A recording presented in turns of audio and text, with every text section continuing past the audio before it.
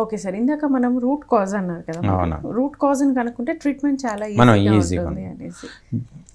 వాళ్ళు మీ దగ్గరికి వచ్చినప్పుడు రూట్ కాజ్ని బట్టి ఒక్కొక్క ట్రీట్మెంట్ చేస్తారు కదా. అవునండి. సో దాని గురించి ఎవరికైతే వెన్నెముకలో సమస్య ఎవరు ఎక్కువగా ఫేస్ చేస్తుంటారంటే బరువులు ఎత్తేవాళ్ళు.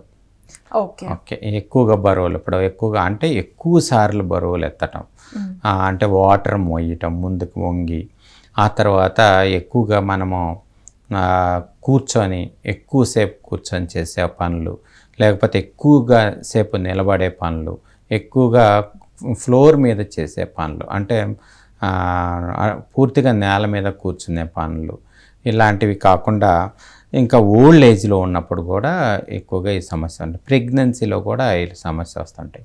ఇదిను కాక ఎవరికైతే వెన్నెముకలో ట్యూమర్స్ ఇలాంటివి వస్తూ ఉంటాయి కొంతమందికి, ఈ ముందుగానే మనం ప్రెడిక్ట్ చేయొచ్చు ఈ నొప్పులు, వీళ్ళకి ఎక్కువగా ఈ నొప్పులు వస్తాయి అని వాళ్ళకు ముందుగానే ఎవరైతే ఈ సమస్యలు అంటే ఈ ఆక్యుపేషన్స్లో ఉన్నవాళ్ళు, ఈ పోస్చర్స్ ప్రాక్టీస్ చేసేవాళ్ళు, వాళ్ళు ప్రతిరోజు ఈ సమస్యలను మనం ఇంకా ఫ్యూచర్లో ఈ సమస్య రాకుండా ఉండాలంటే కొద్దిగా ఫిజికల్ మూమెంట్స్, అంటే సపోజ్ సిట్టింగ్ వర్క్ అనుకోండి, కంటిన్యూ కూర్చోకుండా ఒక 1 అవర్ హాఫ్ అన్ అవర్ తర్వాత అటు ఇటు కదలటం, లేకపోతే ముందుకు వంగే వాళ్ళు అయితే మళ్ళీ కొంచెం రెస్ట్ తీసుకోవటము, బరువులు అయితే వాళ్ళు కొద్దిగా తగ్గించుకోవటము, ప్రతిరోజు ఉదయం సాయంత్రం యోగా అలాంటివి చేయటము, వీటితో పాటు ఫిజియోథెరపీ ట్రీట్మెంట్స్, యోగాసనాలు, వేడి నీళ్ళు కాబట్టి రెస్ట్ తీసుకోవడానికి ఇలాంటి ప్రాక్టీస్ చేసినట్టయితే, అంటే ఈ రిస్క్ ఫ్యాక్టర్స్ ఎక్కువగా ఉన్నవాళ్ళు ఈ దీంట్లో నడుము లోపులోకి కన్వర్ట్ కాకుండా మనం కాపాడిన వాళ్ళం అవుతాం.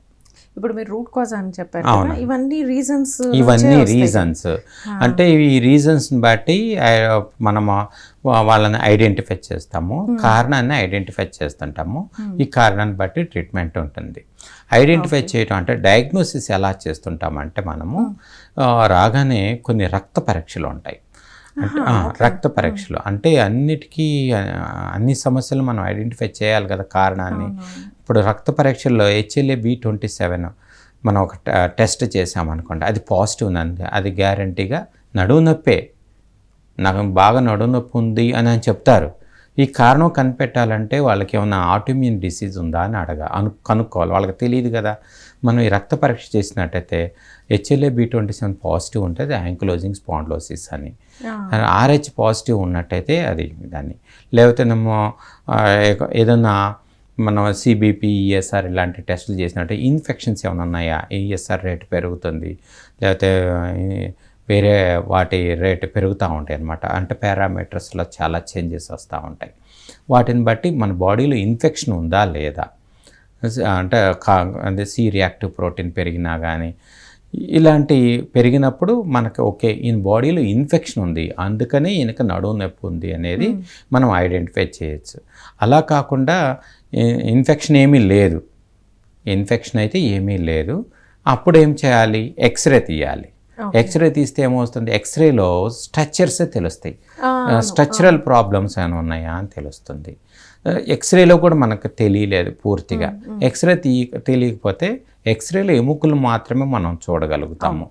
అయితే అల్ట్రాసౌండ్ స్కానింగ్, CT స్కాను, లేకపోతే MRI స్కానింగ్స్ ఇలాంటివి మనం చేసాం. అల్ట్రాసౌండ్ స్కానింగ్ అబ్డామిన్కి చేస్తుంటాము, అది ఏమైనా కిడ్నీస్లో స్టోన్స్ ఏమైనా ఉన్నాయా, యూట్రస్లో ఏమైనా ప్రాబ్లమ్స్ ఉన్నాయా, ఎండోమెట్రియల్ ప్రాబ్లమ్స్ ఏమైనా ఉన్నాయా, లేకపోతే ఏమైనా అంటే లేడీస్ సమస్యలు ఉన్న వాళ్ళకి, మగవాళ్ళకైతే కిడ్నీలో స్టోన్స్ ఇలాంటివి, లేకపోతే బ్లాడర్ ఇన్ఫెక్షన్స్ ఏమైనా ఉన్నాయా, ఇలాంటివి మనకు ఐడెంటిఫై చేసి దీనివల్ల నడుము నొప్పి వస్తుందని మనం కనిపెట్టవచ్చు అనమాట.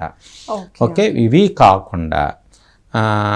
కాకుండా ఇంకా MRI స్కాన్, CT స్కాన్ ఇవి చేసినట్లయితే వెన్నెముక పక్కనున్న కండరాలు, లిగమెంట్స్, టెండాన్స్, వాటి మధ్యలో వెన్నెముకల మధ్యలో ఉన్న డిస్క్, అంటే ఇంట్రావర్టికల్ డిస్క్, మెత్తటి పదార్థం ఒకటి ఉంటుంది ప్రతి ఎన్నెముకకు మధ్యలో, 2 ఎన్నెముకల మధ్యలో.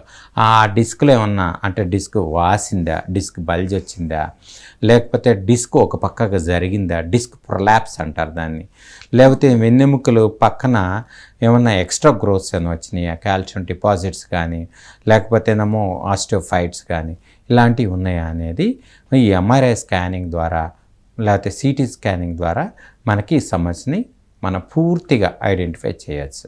అంటే పూర్తిగా ఐడెంటిఫై చేసిన తర్వాతనే ట్రీట్మెంట్ స్టార్ట్ చేయాలి. అంటే ప్రతి స్టేజ్ లోనూ ఇన్ని టెస్ట్లు ఉంటాయి. వాళ్ళకి వచ్చిన మీరు అన్నట్లు వెన్నెముక ఎక్స్రే లో ఒకటి తెలుస్తుంది. ఇన్ డెప్త్ గా కావాలి అంటే సిటీ స్కాన్ చేస్తేనే పూర్తిగా అవగాహన ఉంటుంది.